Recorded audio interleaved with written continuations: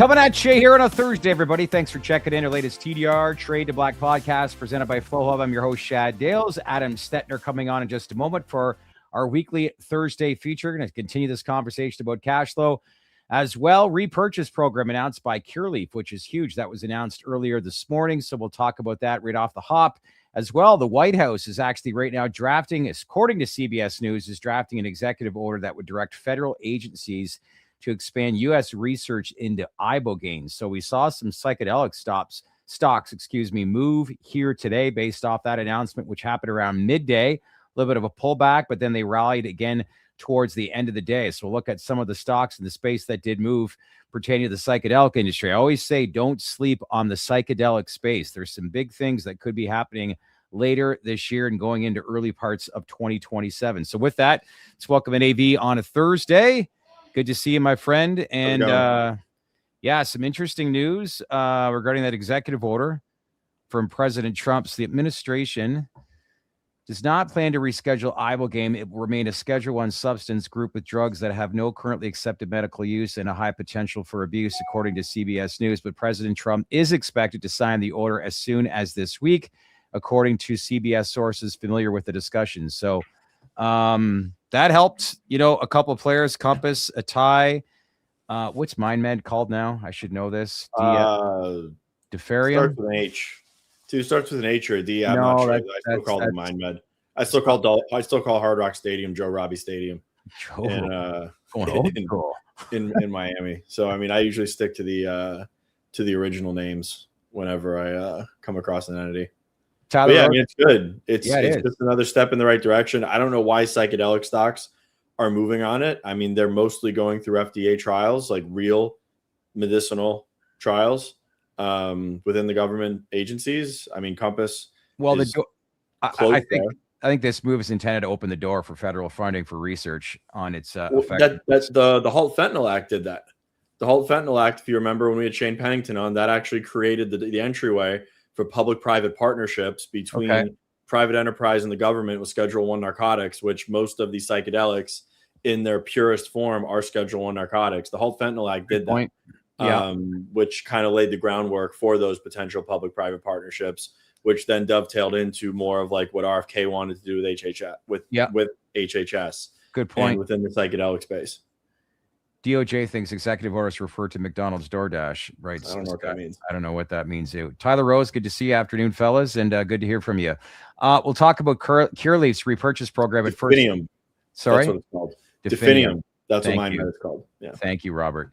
Today's podcast, as usual, is presented by Flowhub. If you're a serious cannabis operator, you already know margins are tight, compliance is complex, and execution matters. That's exactly why so many leading dispensaries across the country run on Flowhub. Gives you real-time inventory visibility, built-in compliance reporting, integrated payments, and powerful analytics, all in one streamlined platform. No patchwork systems, no manual workarounds. So whether you're scaling from one location to 5 or managing a multi-state footprint, Flowhub helps you move faster, stay compliant, and protect your bottom line. As I always say every single day, if you're ready to operate smarter and build a more efficient retail operation, learn more. Book a demo right now at flowhub.com. Also making news today was Curaleaf announcing a repurchase program. Their board has authorized this program, allowing the company to buy back 34.4 million subordinate voting shares, roughly 5% of all shares outstanding. And the feedback right now has been positive. A couple of people sent this to me here this afternoon. Some of the investors typing in huge. So always a good sign when you see a repurchase program announced, and not to mention one of the top 3 companies in the space, which is Curaleaf. Yeah, it's good. They don't have to purchase the shares. They announced it. The program's live.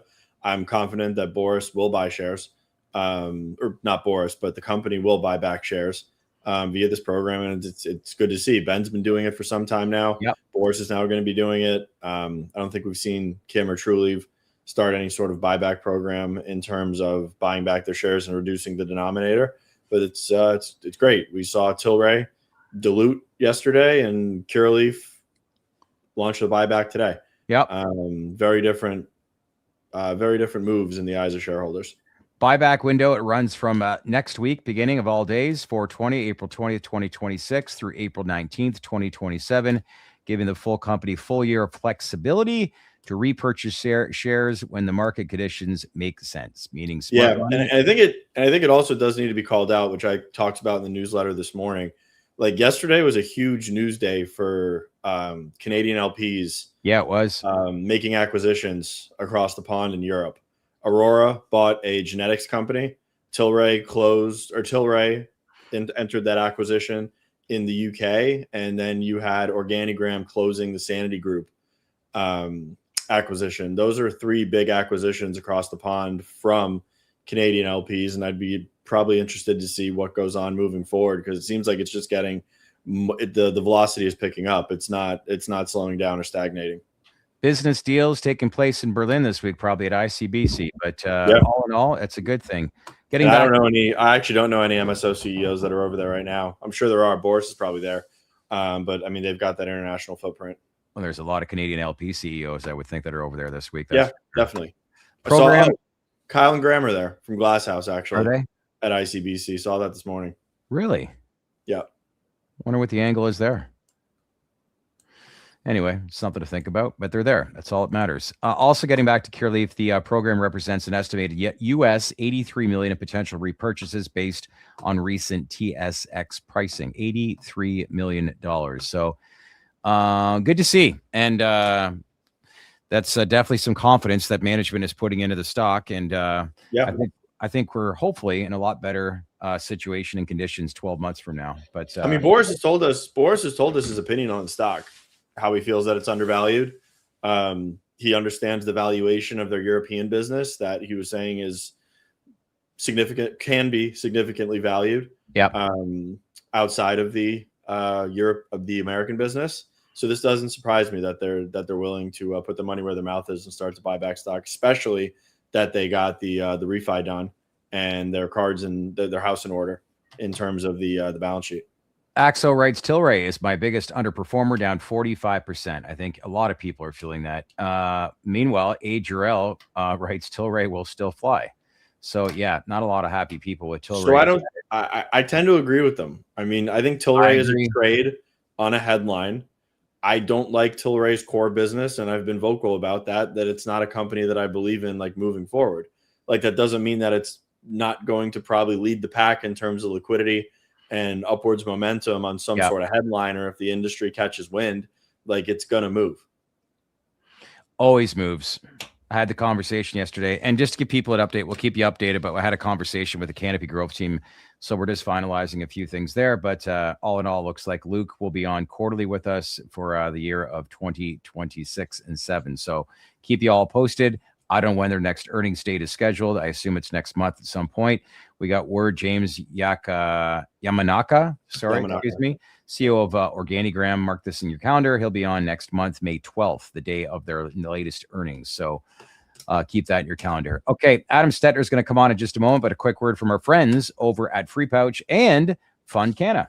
Hey, if you follow markets, trade volatile sectors like cannabis, or run a business day to day, you already know how important focus is. Headlines move fast, decisions matter, and distractions, hey, they're everywhere. And for me, if I don't stay focused, some days my days can end up like this. Oh man, I got a lot on my plate. Oh my God, I get through those emails, and I got to get that package out. Where did I leave my sunglasses? But when I pop in a free nicotine pouch, my day starts to become more focused, and it ends up like this. Hey, yeah, let's do it. Let's lock in that 67% gain. Great trade. Because listen, I don't smoke, I don't vape, I don't want anything like that in my lungs. And that's why I use Free Pouch. Free gives you control with clean nicotine delivery, ranging from 3 milligrams up to 15, depending how intense your day is. Just discreet, clean focus when you need to lock in. Check them out at freepouch.com. And right now, you can save with promo code TDR20 at checkout and save 20% on your next purchase. freepouch.com. If you're a licensed cannabis operator, you already know demand for cannabis isn't the problem, cash flow is. You're selling product but getting paid 30, 60, sometimes 90 days later. Meanwhile, you still have to buy inventory and run your business while waiting to get paid for what you've already produced. Most operators don't realize it, but they've become lenders to their own customers, and it's holding them back. So with that, that's where FundCanna then comes in. They provide capital built specifically for how cannabis actually operates, not how banks wish it did. So whether it's revolving revolving line, working capital, or the ready-paid platform that lets you get paid up front while your buyers pay over time, it's all designed to keep money moving through your business and this industry. FundCanna has approved nearly $500 million in cannabis financing, and it's funded over 5,000 transactions. And more importantly, their clients use them again and again because the capital works with their cash flow cycle, not against it. So if your business is growing but your cash flow isn't keeping you up, you don't have a demand problem, you have a capital timing problem. So if you want to learn more, log on to fundcanna.com and fix it now. All right, locked in our segment now. Let's bring in our featured interview in our weekly segment with Adam Stettner from FundCanna. Good to see you. And how was the week, my friend? So far, so good. The week's not over. Still have a day and a half to go, but it's been great so far. That's what people like to see and hear from an entrepreneur, don't they? Listen, before we get into some of the topics, did you guys see, obviously you did, Senator Rand Paul introduced the Hemp Safety Enforcement Act. Like, this is not going down without a fight. Did you read much about that today, Anthony? Yeah. I did. It's not introduced yet. It's TBD. He's got a good partner in Senator Klobuchar. She's on the Ag Committee. That's where the bill would need to land, as they could potentially attach to the Farm Bill. It's not introduced yet. It's just a headline. I know that our friend Mark of the program was talking about, oh, look at this hemp extension. I mean, it's very, very far away from calling it a hemp extension. Yeah. Curious to see where it goes, the affinity for politicians to support it, and if it really does start to get momentum. Okay. It's going to be a wait and see thing. Cool headline though for the for the day. And it's just the only thing that's frustrating is it would be nice to see someone like Senator Paul put this energy towards just legalizing cannabis. It's the same fight and the same thing that he wants. He's asking for, but that's even taking it a step further. Why can't the cannabis industry get a senator this passionate about our cause with legalizing cannabis? He's obviously taking funding from groups, like he's being influenced, and I mean, he's become their mouthpiece. This isn't about Kentucky farmers. That's how he's framing it. Why don't we start to just paint the narrative around California farmers that grow a hell of a lot of cannabis that would benefit greatly from interstate commerce and legalized cannabis in this country? Like, it's a valiant effort on his part, and I can understand why he's doing it.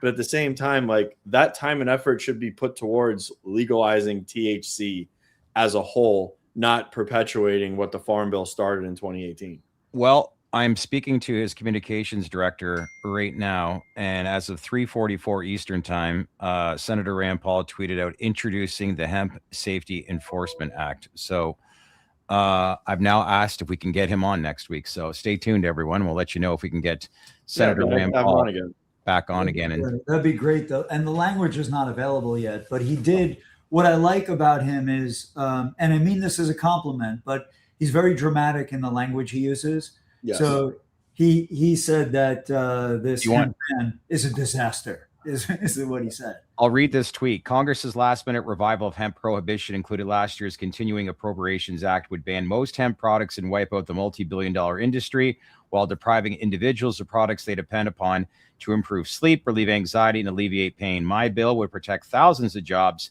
family farms, and safe access for veterans and seniors. Take that as you will. That's legalizing cannabis. Those are the arguments for legalizing cannabis. Yeah, like it's just that's the frustrating part, because he's pandering to the groups that are paying him to bring this bill forward, and to protect them, when overarching progress to legalize THC and formally regulate THC on the federal level would better serve everybody in that equation and more. You'd be serving two industries with double the amount of people, double the amount of revenue, and double the addressable market. And it would be the same fight. Well, remember that question and make sure to ask that, because that's a very fair question. The problem is he's probably going to respond again with some stuff about like Delta 8 and just go in, just go around that loop. So, I mean, trust me, I will. All right. He comes on again. Let's segue into what we want to talk about here today, Adam. In earnings season, it gave us the usual headlines where MSOs posted strong cash flow. Some operators showing improvements, others are flat. but anyone who follows the space knows the surface level numbers. They're not telling the full story in this, because when we look at the broader sector, it's sending some mixed signals, and investors are obviously trying to make sense of all this. So when you zoom out, let's say beyond the MSOs, what do you think right now, like the real financial landscape of the cannabis industry looks like right now? Because yes, there's a small portion of companies that are thriving, but what does the whole picture tell us? We see it's very mixed. I mean, it's wild, and it's mixed even in similar geographies. So I would say we're dealing with companies of all sizes, 500 million down to 500 grand. And you see, obviously, the bigger guys, the 500 million, the 100 million and up, is just a different category. But interestingly, they rely a fair bit on the group below, right? So while we, as investors at least, we're watching the public markets, those public companies oftentimes, although they have brands and they have their own stores and they're vertically integrated, they also have a wholesale side of their business. And that wholesale side, they're both buying and selling into it. In essence, sometimes they're buying hardware when they manufacture vapes and the like, and they're buying them from smaller non-public companies in the space. So suppliers to them on the hardware side, the packaging side, and we work with those companies, and then they're selling into. So they grow flower, and then they may be selling wholesale, either flower, gummies, or their branded items. And so they're relying, a portion of their revenue certainly comes from these smaller tier companies. And they're all over the map. And what we're starting to see a little bit of is both sides wanting liquidity or time. And that, for me anyway, is newer. I've only been in the space since 21, but I think in the last year we're seeing a lot more. Now we're trying to make the effort to get there too, in fairness. But we're seeing more where these smaller companies either want to pay over time, and the bigger companies are not tolerant of longer terms, and that's bad for both sides. And then we're also seeing where the bigger companies have the ability, when they're buying hardware, to say, hey, I'm not giving you a deposit. When the stuff comes in, I'll pay you. But these manufacturers have to put production into work overseas, and that requires deposits. And so there is a little bit of a breakdown in cash flow. And I don't think it's indirect, but it still affects even the big guys. So is that one of the main reasons why you're seeing the widening separation between, I guess, the companies that are strengthening their cash and those that are not? So I think those two things will always be related, but I think that also that occurs independent. In essence, we see some smaller companies that, I don't want to say they're not struggling, but they certainly didn't see a margin increase. Like what we saw, general theme, my opinion only, your audience, you guys can shred me on this, but I think top line wasn't really impressive over the last quarter's performance, meaning we didn't see a lot of growth, right? It was a non-event. But cash flow, margin improvement, those things, discipline around profit, we're really starting to see that. That's maturation of an industry, and it is awesome. And I love to see it. And then, like you call this news, Curaleaf doing a buyback, 83 million is not insignificant. Even for a $2 billion market cap company, it's still a lot of dough. And when we look back, you had some in the fall, some guys doing buybacks. It might have been, I know, like in the last year and a half or so, we've maybe seen 5 or 6 of these companies do share buybacks. And I love it. These smaller companies, they're not in a position to invest much of anything, let alone buy out their equity partners. And so there is disparity between the big MSOs and the smaller guys. But I am not, it's not that I advocate for one over the other. I'm just sitting here saying, looking at the back end, having underwritten 5,000 or so Yeah. companies in the space, we need all of them to do well. So do you think it comes down to like, just when you look at Curaleaf, for example, the announcements they make, they look at Trulieve, and yes, they have their footprints in Florida and the main states. They're now dipping into Georgia and Texas. You see the news about GTI and Rhythm. They're adapting quickly. Would you say there's just a lot of companies that aren't adapting as quickly? Like, are they stuck in their ways as to why this is one of the main reasons what we're seeing a major separation between many companies in the space? So you just struck a chord for me that I want to expand on just a little bit. You said stuck in their ways. And on the one hand, we see evolution.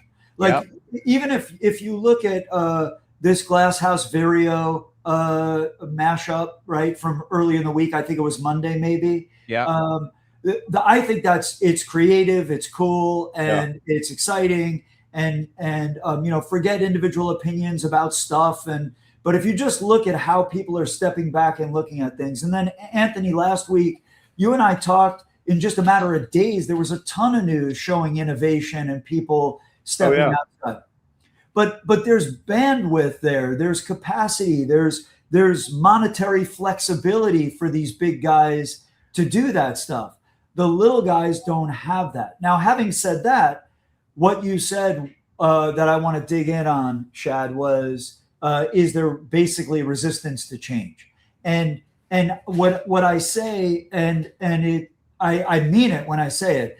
Most people, the saying that I use, nobody likes change except for wet babies. And now I disagree. I love change, and I love evolution, and I love the challenge. But what we find is oftentimes you get a company that is stuck, and they're stuck because they have to lay money out, and then they have to wait months for revenue to come in. Correct. And during that time, they're locked up, they're frozen.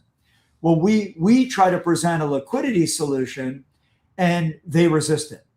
And why though? Like, what is the psychology behind that? I don't get it. I think there are a few things at play here. First, the psychology of money. We could do an entire week on the psychology of money, and I don't think anyone wants that. But I just can tell you that first, we're taught that debt is bad, and now big companies understand that debt is not bad. But the smaller, it's fantastic. Yeah, correct. That's how you grow. So again, AV, it's like, they teach it in school. They tell you that in business school that debt for business is good. It's an accelerator, and it does all these amazing things.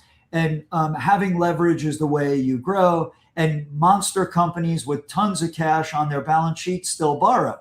Yeah. But we're taught as individuals that debt is bad, right? You don't put a vacation on your credit card. You don't borrow to buy a pair of sneakers. Well, that, as you grow into being a small business operator, it's hard to break that pattern. You don't want to over leverage your business. Then even if you try to do it, you get nervous about keeping up. And then you hear in cannabis in particular about these stories. They're warrant coverage in debt deals, they're poison pills and all kinds. And so people become very nervous. So I think as operators, business people, nobody wants to appear vulnerable. And if you're borrowing and you need to borrow, you can look vulnerable. But then you look at, like, what we were told was this wave of expiring debt for the big MSOs. All of them have been able to refinance, right? Like, for the most part. And so debt is not bad. And we have to say that. But it's really frustrating when you listen to people and they explain what their underlying problem is. And then you design a product to solve for it. And it gets used pretty widely to hundreds of millions of dollars. And then you have data points that show how companies grow when you unlock liquidity for them. And people are still resistant because they don't want to change. What's the alternative? Sorry. Finish your thought. The one thing I want to say is really curious and hard for me to understand, inclusive of some of the biggest guys that borrow. When you introduce a creative product and you say to them, we can reside between you as a seller and your buyer, where I will pay you at a slight discount, and I will give them terms to pay over time, which will create less attrition, more loyalty, and more frequent purchasing. They don't want to take a discount.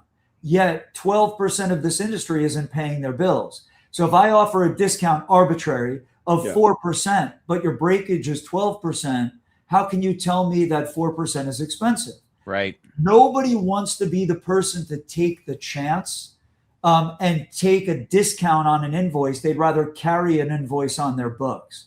And for me, just being logical, it drives me crazy. All right, gents, let's enter into the Harvard Business School lecture classroom right now, and let's just do a tutorial right now. Why is debt an effective thing in this cannabis space right now? And that's a question either for one of you, for those that are trying to learn the process. It's how you grow. It's how you accelerate growth. You take on debt, and I mean, as long as your P&L and your balance sheet can survive the debt coverage, and you can pay your covenants on a monthly basis, like you're using that capital to expand revenue and grow. As long as your margins are dialed in, the business will go forward. Like raising debt, taking debt on is how businesses grow. Businesses don't hyperscale with cash flow from operations. It doesn't work. I mean, it does work to a certain degree, but there's you're either going to raise debt, you're going to raise equity, or you're not going to grow and your peers are going to outpace you. And then eventually you're going to come to a head where you're going to be out of business. Indeed. I mean, these are very simple. It's a very simple concept. The problem with the cannabis industry, which why some people think debt is bad, is because all the big boys took too much debt. The industry didn't grow and mature as we were betting. And then it became a problem for some, not all.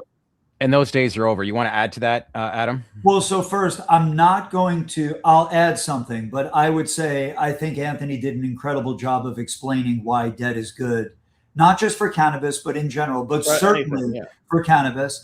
And I think you're also right about the noise, and that's why I brought it up, but I think you articulated it much better than I did, about how too much was borrowed, as if something was going to happen that would make it okay. But the good news is most made it through and were able to refi. But as long as you don't over leverage, debt is amazing. Yeah. And so, but the other thing I'm going to say is there's proof now. Now we have proof. And so since inception, we've been lending exclusively to cannabis. And when I look across all verticals and all geographies, the average client that has borrowed from us, I don't know the average client that hasn't, unless they come back to us again. But the average client that's borrowed from us has grown north of 50% post-borrowing, because it unlocks their growth. And so if we look at their bank statements at the time of initial application, and then we track their bank statements through over the last 4 or 5 years across every client we've ever had, the average growth rate is close to 60%. Okay. And that's proof that what Anthony articulated, that debt fuels growth. It'd be different if I sat here and I said to you, we've done 5,000 deals, 4,700 deals for $250 million, and our clients aren't growing. Then you would say that debt is keeping them afloat, but that's not the case. But I would also argue that in the same vein that taking on debt and making a successful business decision out of it takes sophistication as well as discipline, because companies can come into cash and just squander it within the enterprise and or not deploy it in a disciplined manner, and then it becomes a very big problem. Which is why you see the most sophisticated investors being in the debt market, because you need to underwrite and manage risk to a much greater degree than equity investors have to in the space. Yeah, we always use that or hear that term discipline, but I think these are some great examples as to what you guys are outlining, because it gives you an idea of the psyche of one CEO versus another and really understand the fundamentals is what you've just outlined, Anthony. You wanted to add something there, Adam?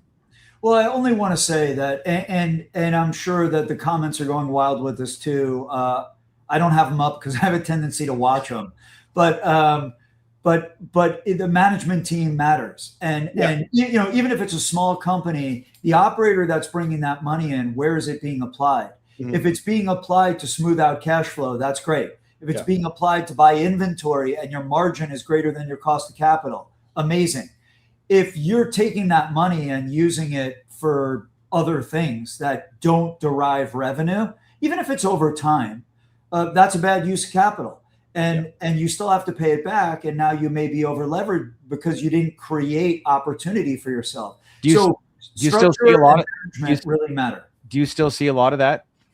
Well, not a lot, but we see some. I would tell you that like our book runs about 4 to 5% slow, which again that's quite good. Outside of cannabis, I lent about $3.5 billion. And then in consumer, I lent almost $15 billion. And in small business, non-cannabis, my book ran 11% slow. And so actually we see more discipline in cannabis than I did in non-cannabis SMB. Does that surprise you at all? Do you think that's because you're more stringent in underwriting within cannabis? I think there are a couple of parts to it. I think part of it, if you think about it, anyone can open a bar or a restaurant, right? Anyone. Here, you need to go through licensing. Now, certain states more difficult than others, but you have to be licensed. You have to deal with compliance. So I think right away, just to like turn lights on, it's harder to open a cannabis business, which shows a little bit more in the way of discipline and awareness of structure. And so I would tell you in the beginning, I was a little surprised. Now, after navigating through all this, I over the last 5 years, I'm less surprised, but I would say I'm kind of impressed. Yeah. And I don't mean that in a condescending way. It's genuinely like typically when a business is using leverage debt, they're using it wisely in the space. Yeah. Sometimes they're not. The biggest, candidly, this is kind of interesting. Smaller operators that use it to expand typically are underestimating timelines and expenses, and they end up over leveraging themselves, not just with us, but just in general. And expansion seems to be something that I would say smaller, even mid-tier operators really need to stress their strategy on expansion. Well, we're seeing expansion at the top, but yet we still see a lot of market mispricing. Investors know the market is disconnected from fundamentals. Let's be honest. When we look at the big takeaway and key takeaways from this latest earnings season, is cash flow was very good for the top players, while others still have weak balances and are still trying to trade on somewhat hope, if that's the right term. But right now, I don't think this gets enough conversation because everybody says we're greatly undervalued. But what's the biggest disconnect you see between company performance and how the market, I guess, is valuing these names right now? Because, you look at these share prices right now and they don't justify where they should be at. Yeah, I mean, it's interesting. I'll just say, you look at some of the guys that do have profits, some of the bigger guys, and their PEs probably like, I don't know, what is it, in the teens-ish for the few that actually have a PE. Yeah. But at the same time, like, where were we coming from? And I think this is part of the issue, even for me as an investor in the space, and I'm down a ton on my investments because I did my research as I was entering the space 5-6 years ago. Yeah. Right. And so even with averaging down and everything else, but like, look where we're coming from. And if you go back 5 years, almost every chart looks the same, and it looks like a ski slope. It's So it's tough because the valuation back then, you look at companies that were $10, $11 that are now 40 cents. Yeah. Is that wild? Yeah. Well, I mean, we got above our skis. We got well above our skis. Yeah. The problem with the cannabis industry is it went parabolic, and the U.S. industry followed the same trend you saw in Canada. It blew off, and now the businesses are kind of stuck in a trough. I mean, Truly right now, from a valuation standpoint, trades, I think, at 4 times 2027 free cash flow. There's no industry on the planet that trades at 4 times your forward 12 free cash flow. So what's that say? What's that say? Value then? Industry. I mean, Adam was correct when he said the top line has been completely stagnant amongst the tier ones. Nobody in this industry can make an argument that it is a growth industry right now. The top line on the big 4 we'll call them, has been single digit up to single digit down Mm-hmm. year over year and quarter over quarter on every metric, while they've been simultaneously expanding retail. So they've been expanding their doors, and the top line revenue is staying the same. That's not a very good indicator. However, they are focused on increasing their profitability. The big four right now, I mean, their free cash flow are well in the 9 figures. Yeah. And their valuation does not reflect that whatsoever. So now cannabis is a value industry. Once it flips back to growth, which was when you come out of that trough where North Carolina, South Carolina, Texas, Florida goes adult use, New York throws another billion and a half into the market, and there's not stabilization, but there's growth in these markets, cannabis becomes a growth industry again, and then it starts to re-rate. But with cash everything flow, goes to plan. right? But with now, cash flow.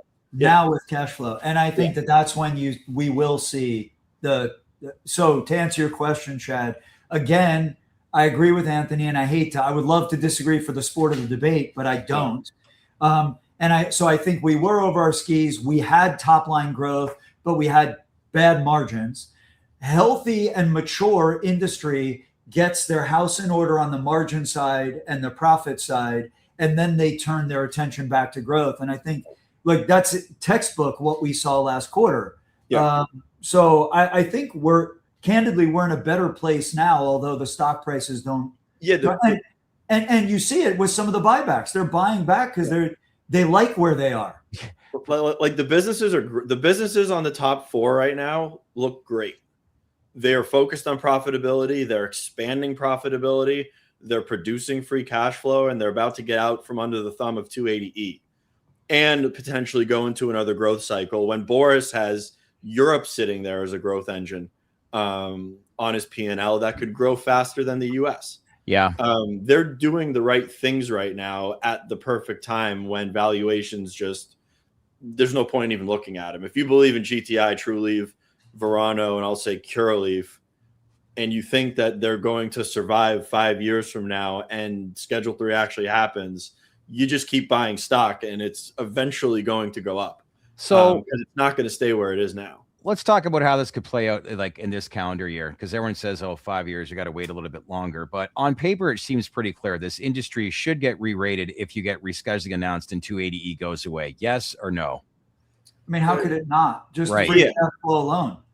I think it definitely does. And then we get to our next argument or fixation, which will be, what does the IRS do with the UTPs on the balance sheet, and how do you value that moving forward? But at the same time, if 280E goes away, I could pile a bunch of cash into the MSOs right now and sleep well at night. Yeah. Knowing that 3, 4, 5 years down the road, that investment's going to pay off because the cannabis industry is not going anywhere. So you got to re-rate. You're still up in the air whether or not you get some uplistings onto the senior exchanges. But, we always talk about institutions, until there's language that basically solves itself, they won't be dipping in. But family shops, I think, is going to have this on their radar. But do you guys anticipate that kind of buying power in the event that rescheduling is finalized? Listen, I'll just tell you, banks wouldn't talk to me for the first 3 or 4 years that I was in the space, which is ironic, right? But they wouldn't really talk to me. And in the last 8 months, I'm speaking to banks all the time. Are you? Yeah. Well, yeah, because it's not me. They're willing to talk. And so I think if they're speaking to me, I'm almost like this, intermediary, right? It's like banks are considering talking to me with the idea that they know I can give their money to hundreds or thousands of operators, but they don't want the concentration risk of giving it to 5 or 10 of those operators. But just 2 years ago, they wouldn't even talk to me about potentially giving their money to anybody. They wouldn't give me their money. And so we're not there yet, but I only bring that up because if that's beginning to happen, it's only a matter of time before that continues to flow through and actually gets to the operators. So the sentiment's changing. I would think it's not just one thing, but what do you think has changed their perspective in the last 24 months?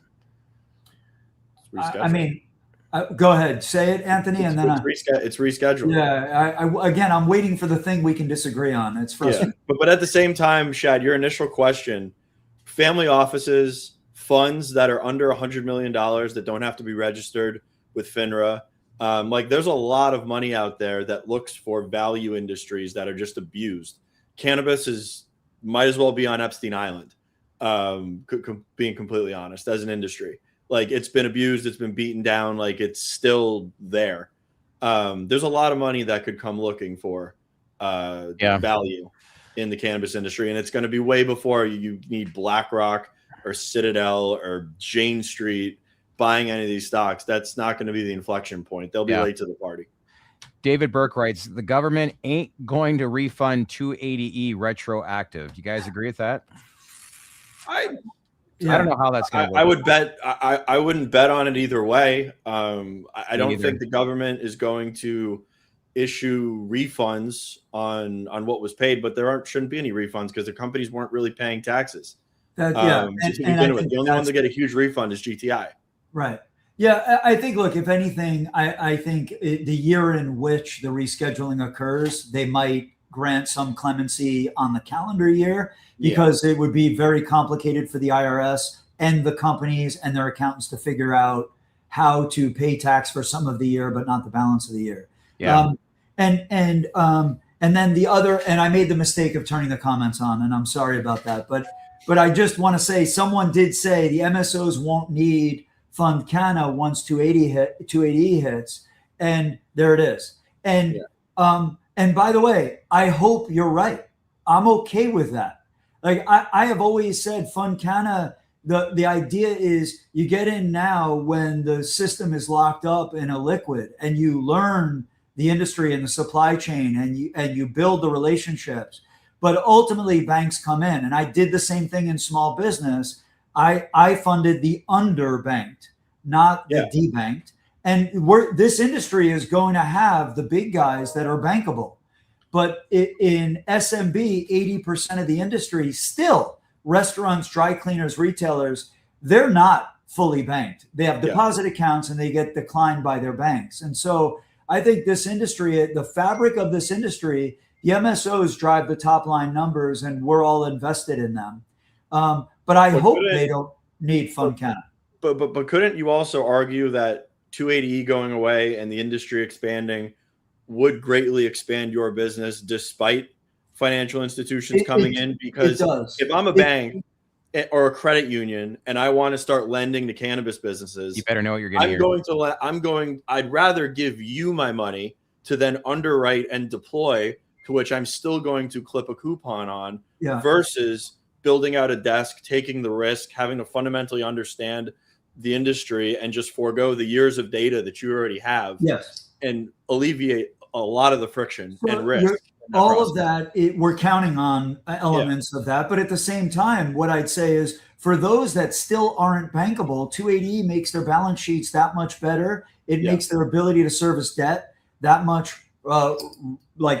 accessible for us and for them. And so my ability, where I might have approved someone for $250,000 in today's environment, I might be able to approve them for $400,000 in tomorrow's environment. And that's not, an MSO is not borrowing $250,000 from me. And so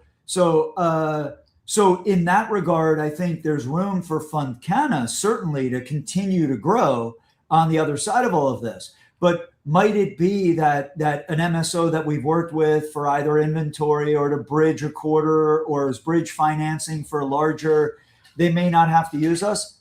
I think that's right. And I think that's also a healthy maturing of the market. And I'm all for that, because there's plenty to go around here in what is today a $30 billion industry, and tomorrow will be much bigger than that. And as we've said, the MSOs, they're only a portion of that. The trend we continue to hear, and this hasn't been for a while, this has been going on for a number of years, that, when you get reform, you get all these things that come into play and come to fruition.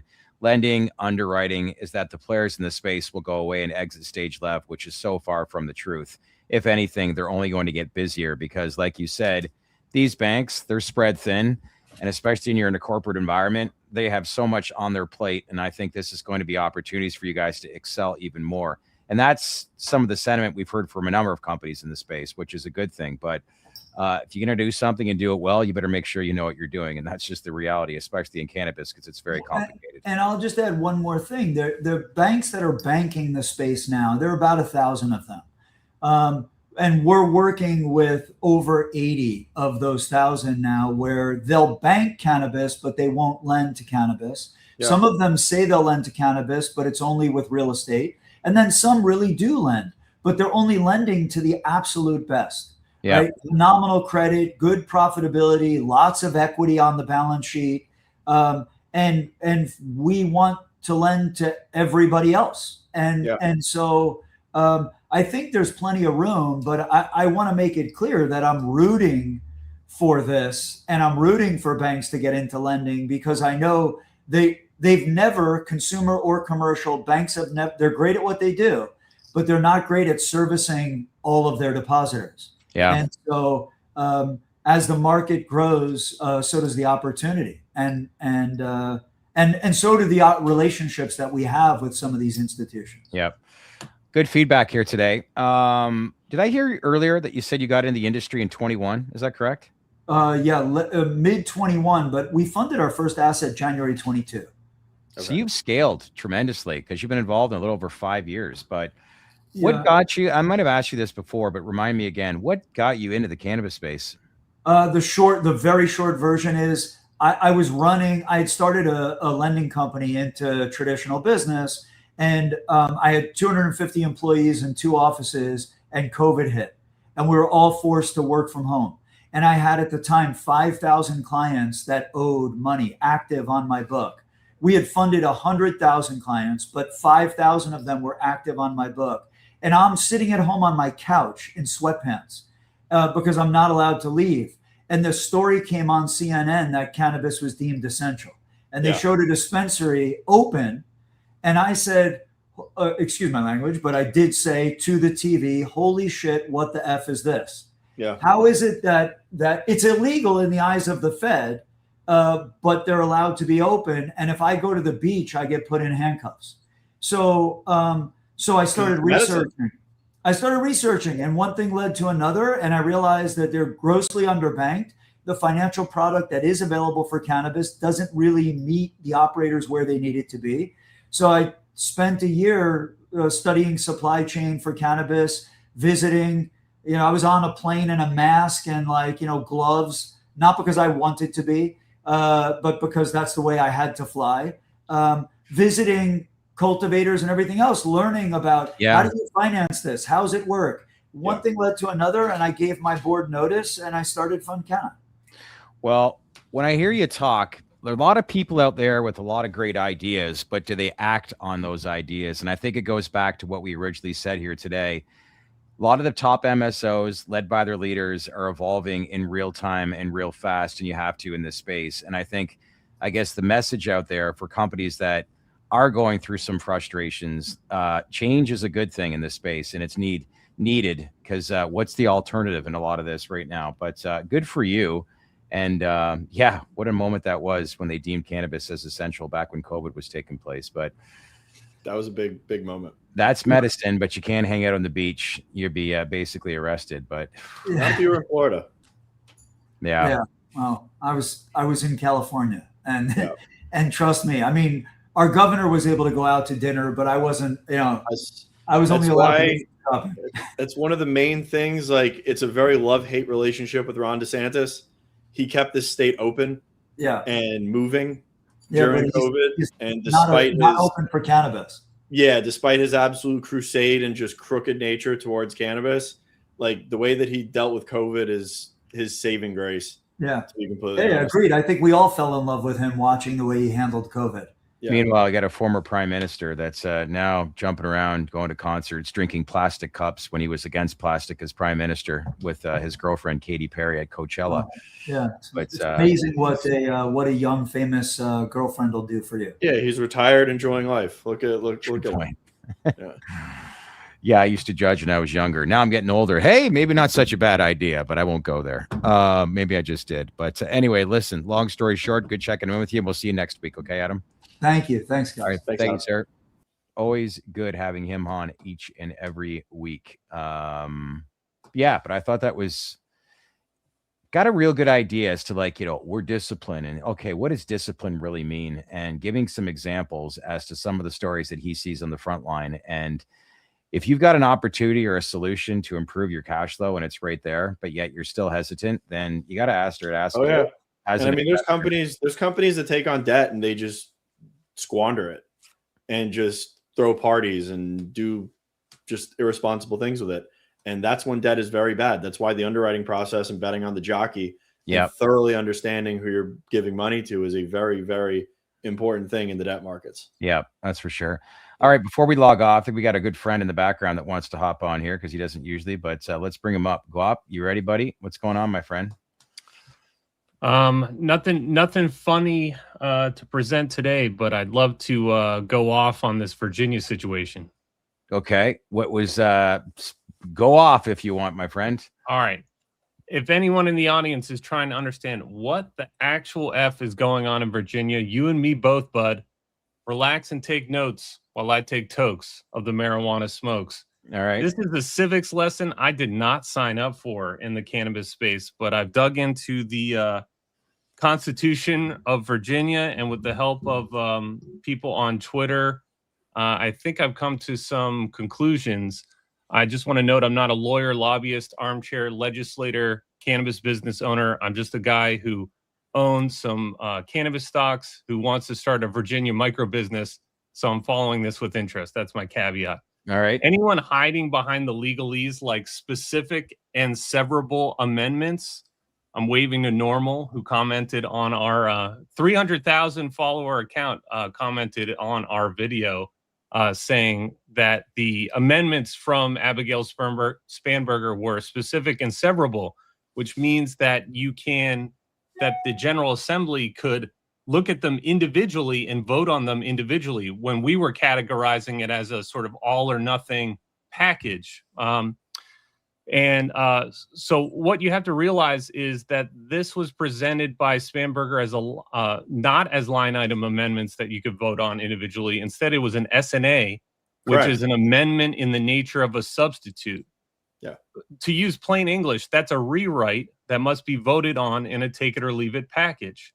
So this is like a game of chicken. I liken it to the animated GIF of Jerry Seinfeld staring at Larry David, where they're just trying to feel each other out, right?